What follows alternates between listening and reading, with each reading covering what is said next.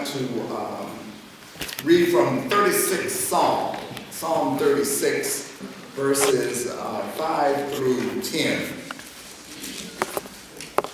Psalm 36, verses 5 through 10. Your steadfast love, O God, extends to the heavens, your faithfulness to the clouds. Your righteousness is like the mighty mountains, your judgment are like the great deep. You save humans and animals alike, O Lord. How precious is your steadfast love, O God. All people may take refuge in the shadow of your wings. They feast on the abundance of your house, and you give them drink from the river of your delights. For with you is the fountain of life. In your light we see light. Oh, continue your steadfast love to those who know you, and your salvation to the upright of heart. New Testament lesson for today is from the book of John, Gospel according to John, the 2nd chapter, verses 1 through 11. In the liturgical calendar, we're in that period of the Christian year where we are between Epiphany and Lent. Lent is fast approaching for all of you who give things up in Lent. I don't want you to be caught by surprise. It is approaching. And the period between Epiphany and Lent is the time when we learn a little about Jesus' ministry, the things that Jesus was doing during that period when he was an adult and was actively involved in ministry. And so this text this morning in John the 2nd chapter, is somewhat of the beginning of Jesus showing signs of his holiness. On the 3rd day, there was a wedding in Cana of Galilee, and the mother of Jesus was there. Jesus and his disciples had also been invited to the wedding. When the wine gave out, the mother of Jesus said to him, "They have no wine." And Jesus said to her, "Woman, what concern is that to you and to me? My hour has not yet come." His mother said to the servants, "Do whatever he tells you." Now standing there were 6 stone water jars for the Jewish rite of purification, each holding 20 or 30 gallons. Jesus said to him, "Fill the jars with water." And they filled them up to the brim. He said to them, "Now draw some out and take it to the chief steward." So they took it. When the steward tasted the water that had become wine and did not know where it came from, though the servants who had drawn the water knew, the steward called the bridegroom and said to him, "Everyone serves the good wine first, and then the inferior wine after the guests have become drunk. But you have kept the good wine until now." Jesus did this, the first of his signs, in Cana of Galilee, and revealed his glory, and his disciples believed in him. Here ends the reading. May God bless to our hearts and to our minds a thorough understanding of this, the reading of God's holy word.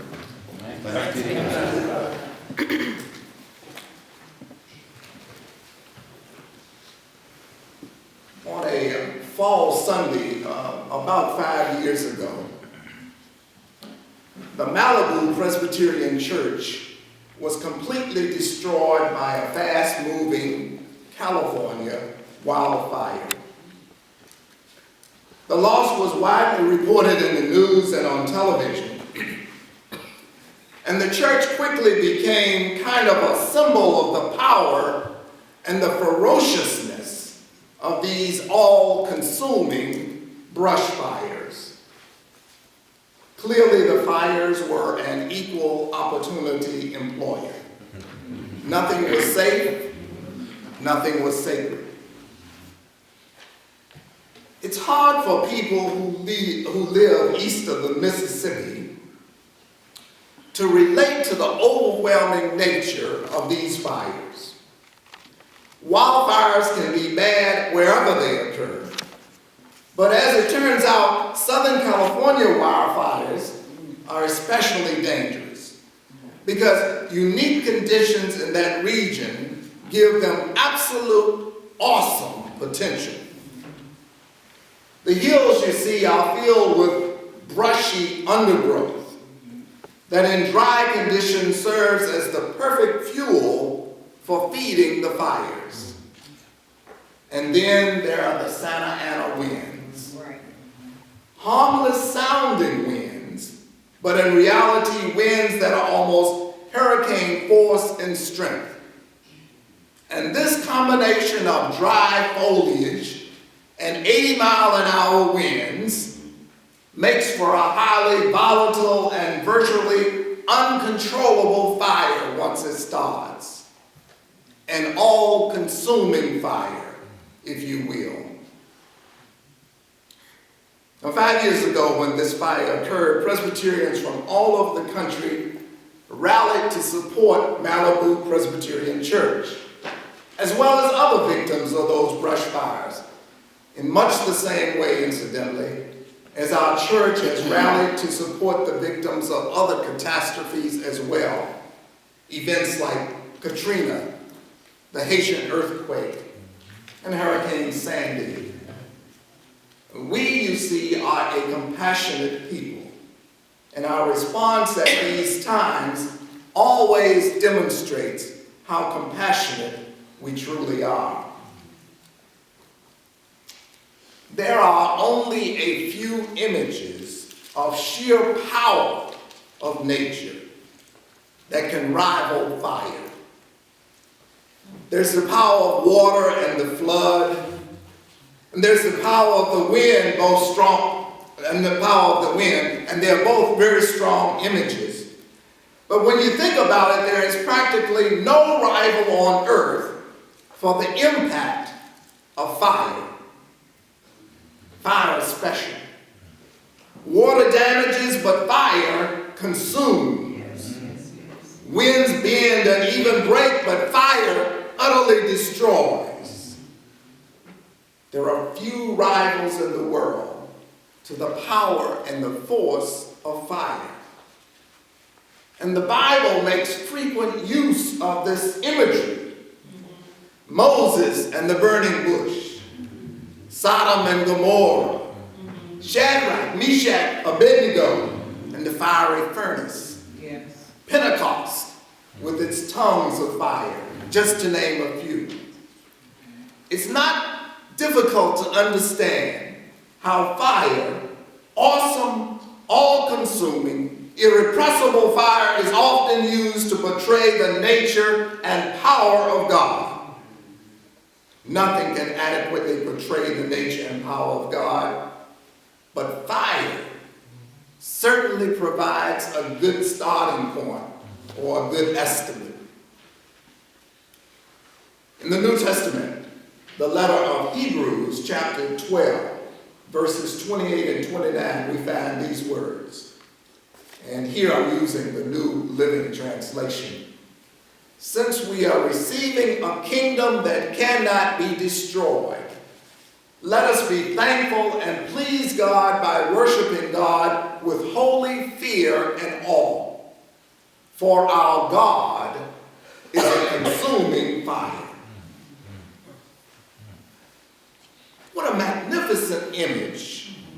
Our God is a consuming fire. Awesome, powerful, irrepressible, unquenchable. The strong images go on and on. Our God is a consuming fire.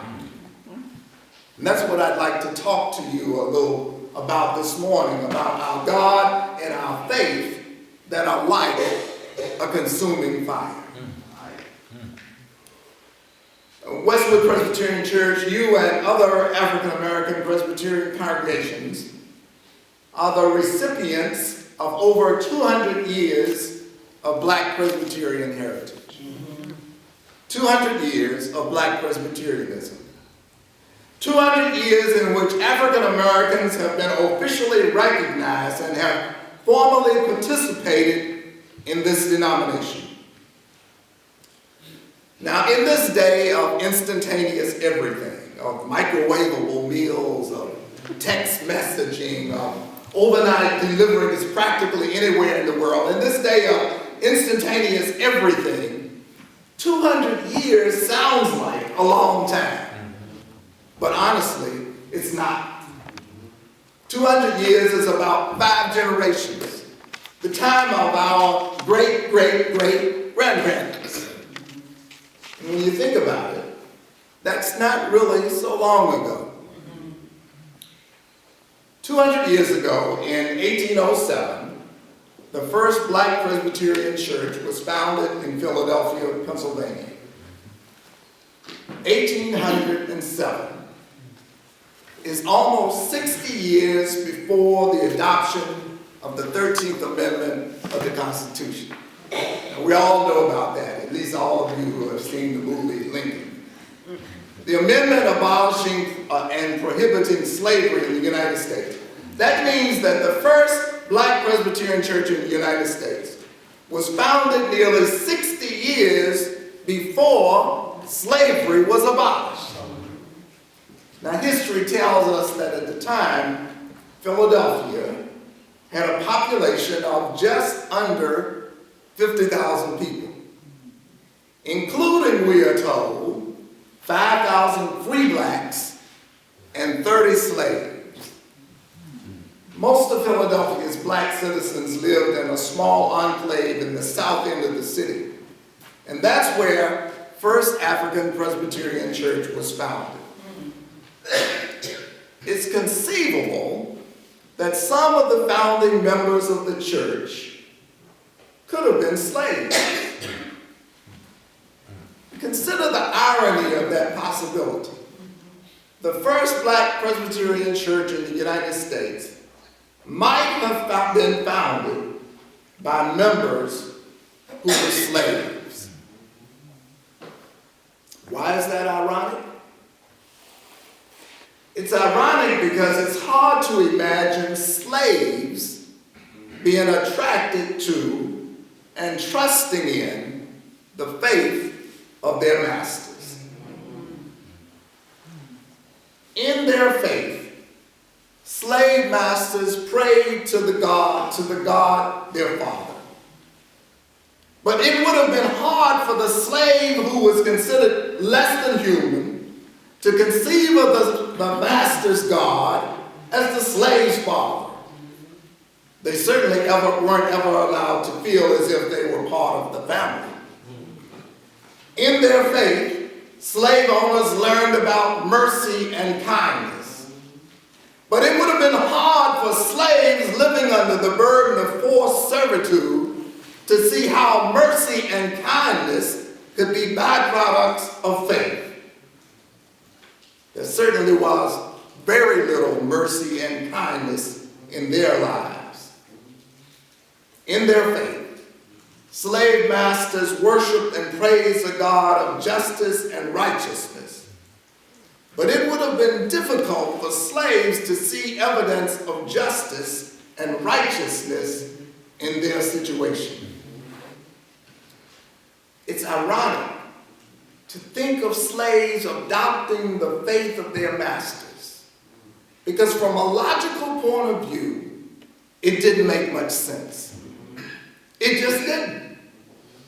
But in 1807, 20 or so black folks gathered in a vacant lot for worship and praise. And they started a church, First African Presbyterian Church. And the rest is history. And according to historical accounts, this wasn't any conventional going through the paces worship. This was fervent, energetic, enthusiastic worship. worship that inspired and sustained the community of churches we recognize and acknowledge some 200 years later. In this instance, and in a multitude of other instances that both precede and succeeded, blacks of an enslaved generation adopted and began to worship the God of their masters. And that's ironic. Ironic, but obviously not inconceivable. The fires of faith were ignited in their hearts and burned in their hearts.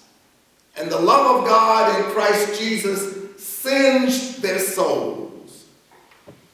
The key to understanding what was happening here is summed up in those 2 short verses in Hebrews. Since we are receiving a kingdom that cannot be destroyed, let us be thankful and please God by worshiping God with holy fear and awe. For our God is a consuming fire.